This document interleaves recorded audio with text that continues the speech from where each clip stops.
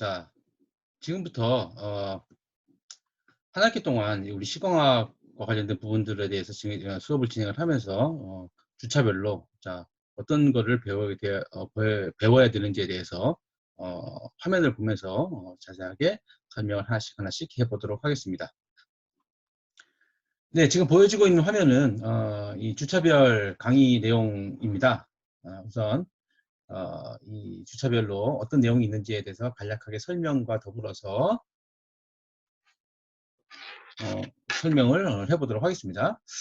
우선 총 이 시공학 같은 경우는 총 15주의 커리큘럼을 갖고 진행을 할 것입니다. 그래서 우선 이 교재와 관련된 부분은 자체 교재를 사용을 하겠습니다. 그리고 이 수업 자료는 PDF 파일로 공유를 할 예정입니다.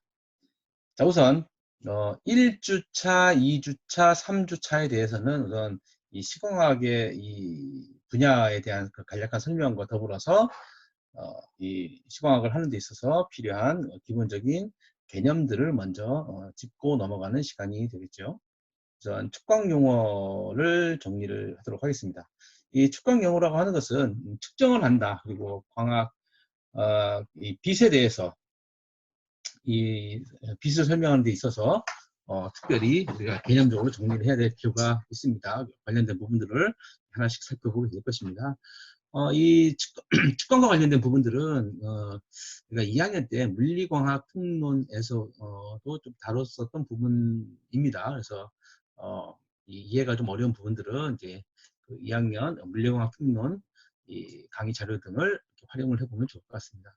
자, 그 2학년 때 배웠었던 그 부분들을 이 시공학에 대해서 어떤 식으로 응용을 할 것인지, 그리고 적용을 어떻게 할 것인지에 대해서 살펴보는 그 부분들이 되겠습니다.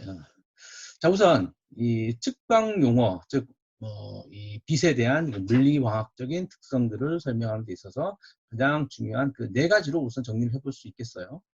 우선은 이 전자기파라고 하는 그런 부분들이 있겠습니다. 이 전자기파의 성질이라든지 전자기파 그 스펙트럼이라든지 관련된 여러 가지 얘기들을 먼저 짚고 넘어가도록 하겠습니다. 그리고 빛은 그 기하과학적인 성질과 물리과학적인 성질이 있습니다. 그 중에서 우리가 지금부터 해야 될 부분들은 주로 정성적인 부분을 갖고 이 그 빛의 물리광학적인 그런 그 특성들이 바로 안광학계하고 인터랙션을 하는 데 있어서 그 부분들을 정량적으로 어떻게 평가를 할 것이냐 관련된 부분들을 주로 다루게 될 것입니다. 그래서 지금까지 배웠었던 뭐 기초광학, 기하광학, 물리광학, 그리고 안경광학, 뭐 여러 가지 양안시라든지 여러 가지 그 과학적인 안광학 파트들이 많이 있겠지만 그 부분들과 조금 다른 개념이 될 수 있겠습니다. 그래서 그때는 저 굴절 이상을 그 측정을 하는 그런 개념이었었지만 지금 우리가 시공학 분야에서 다루고자 하는 부분들은 이 정성적인 개념들보다는 좀 정량적인 개념들보다 좀 정성적인 개념을 갖고 이 빛과 우리 안광학계의 상호 인터랙션이 어떻게 되고 있는지를 갖고 그 인터랙션에 의해서 우리 시지각에 어떤 영향을 미치는지를 보고자 하는 그런 부분으로 이해를 하면 좋겠습니다. 그래서 그 빛에 대한 정성적인 성질들을 나타낼 수 있는 게 바로 전자기파이고 또 전자기파 스펙트럼이라든지 이런 부분들로 설명을 좀 할 수 있을 것 같습니다. 자, 그리고 빛은 그 빛의 세기와 관련된 그 부분들을 얘기를 하고자 할 때 주로 정량적인, 정성적인 그 빛의 성질을 갖고 정량적으로 표현을 하고자 할 때 주로 사용되는 이 분석 여기 분야가 바로 복사 측정학과 측광학이 되겠습니다. 이건 말 그대로 빛의 성질을 측정을 한다, 정량적으로 측정을 한다라고 하는 그런 개념들을 이해를 해보면 좋겠습니다. 그리고 우리가 2, 3학년 때 배웠던 것처럼 빛은 우리 은하계에서 이 빛의 에너지는 바로 태양으로부터 존재한다는 걸 다 알고 있습니다. 그런데 이 빛은 아주 큰 개념으로 보게 되면 바로 이 평면파가 아니라 바로 구면파의 형태로 그 빛은 진행을 한다라고 이렇게 알고 있죠. 그렇지만 우리가 수업 시간에도 했었던 것처럼 이제까지 배웠던 것처럼 지구에 도달하는 빛의 형태는 구면파가 아니라 평면파이다라고 이렇게 가정을 하고 우리가 그 해석을 하고 있었지요. 자, 그런데 엄밀히 말해서는 사실은 점광원으로부터 나오는 빛은 바로 구면파가 될 것입니다. 자, 이 구면파의 에너지가 즉 평면에서 일정하게 오는 것이라기보다는 각도에 따라서 그 빛의 에너지가 각각 다르다는 것을 이 구면파의 성질로부터 이제 알 수가 있었는데요. 자, 그것들을 하나하나 정밀하게 분석을 하기 위해서는 고체각과 관련된 그 개념이 좀 필요하겠습니다. 이거는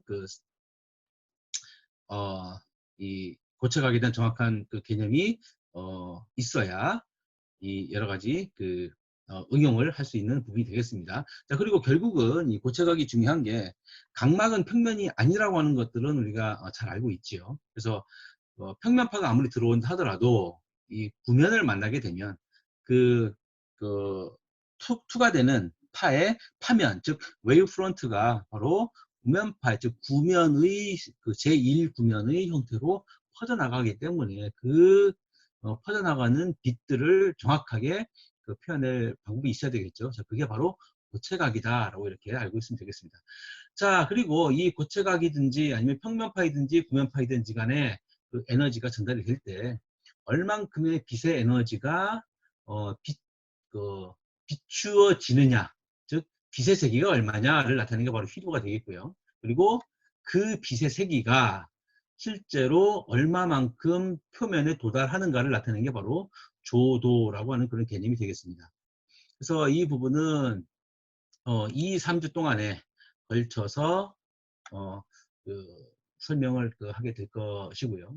그리고 4, 5주차에 대한 내용은 여러분들 보는 것처럼 이러한 평면파가 눈으로 들어오게 된다라고 했을 때 사실은 우리가 정상적인 이 안광학계인 경우와 또는 이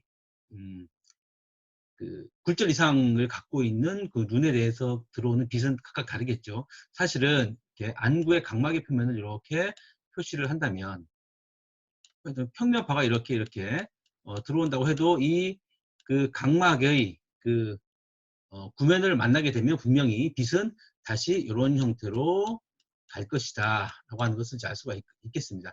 자, 그런데 이거는 정시인 경우가 원래는 여러분들 알고 있는 것처럼 저는 글씨를 잘 씁니다. 하지만 지금 이제 마우스로 좀 쓰고 있는 상황이라 글씨가 조금 이제 어색하게 들려질 수 있겠지만, 보여질 수 있겠지만, 그냥 잘 판단해 주시기 바랍니다. 자, 그리고 이 부분은 정식인 경우고요.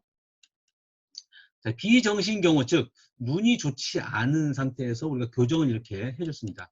교정 렌즈를 갖고 교정을 해줬을 때 평면파가 이렇게 들어온다 라고 했을 때 분명히 여기서는 정식인 경우에도 마찬가지로 이렇게 구면의 형태가 그 파면의 형태가 구면으로 이게 빛의 성질이 바뀌는 것처럼 제1구면에 대해 이 안경 렌즈 제1구면의 형태로 분명히 이렇게 빛이 이 파면이 구성이 될 것이고요. 이 구면은 분명히 여기에 있는 빛의 형태들과 여기에 있는 빛의 형태들은 서로 다른 성질을 가지고 있을 것이다 라고 하는 것이죠. 자, 그래서 정시에서 각막으로 들어오는 빛과 그리고 비정시인 경우에 대해서 비정시인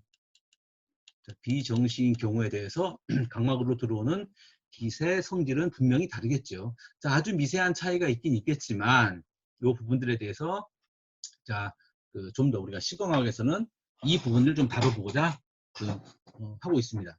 그래서 눈으로 입사된 광선이 바로 성질이 바뀐 광선들에 대해서 이 빛이 들어오게 된다면 여기서부터 각막으로부터 반사되는 빛과 그리고 투과되는 빛이 있겠죠. 그래서 여러분들 안경광학 시간에 배웠던 것처럼 분명히 그때 안경광학에서 다뤘었던 부분은 무조건 평면파가 들어왔을 때 정시이든지 비정시이든지 간에 이 각막에 비춰지는 상을 갖고 판단했었죠.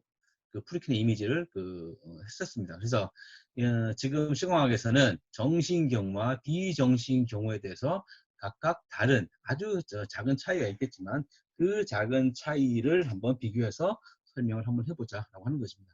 자, 그래서 방금 설명했던 것처럼 정시와 그리고 비정시인 경우에 교정되어 있는 그 안광학계에서 들어오는 이 빛의 에너지 양이 분명히 에너지가 에너지의 형태 그리고 형태와 그리고 양이 각각 다를 것이다 라고 하는 게 바로 이 안구의 투과도가 되겠죠. 자, 그리고 이러한 빛들 자체에서 나타나는 그 부분, 이 물리적인 그 현상이 바로 진짜 산란과 형광이 되겠습니다.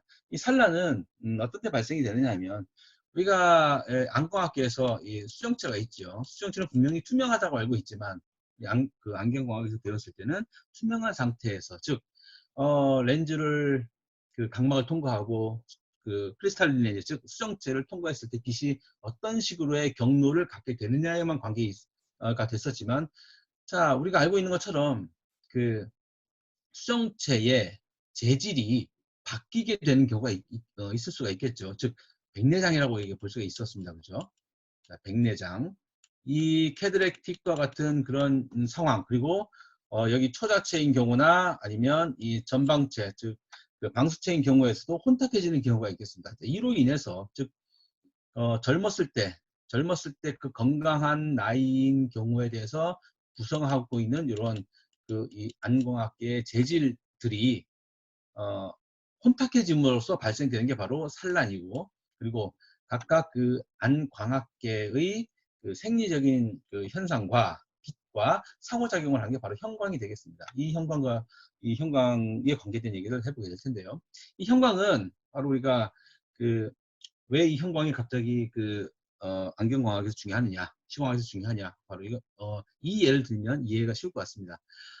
우리 야간에 사진을 찍었을 때 자, 어떤 그 여러 가지 여러 사람을 두고 이렇게 사진을 찍었어요. 그런데 어떤 사람은 눈이 제대로 나오는데 어떤 사람인 경우에 대해서는 그 정목현상이라고 그러죠. 눈이 빨갛게 보이는 경우가 있을 겁니다. 자, 즉 아주 강한 빛에 의해서 홍채든지 망막이든지 간에 영향을 받습니다.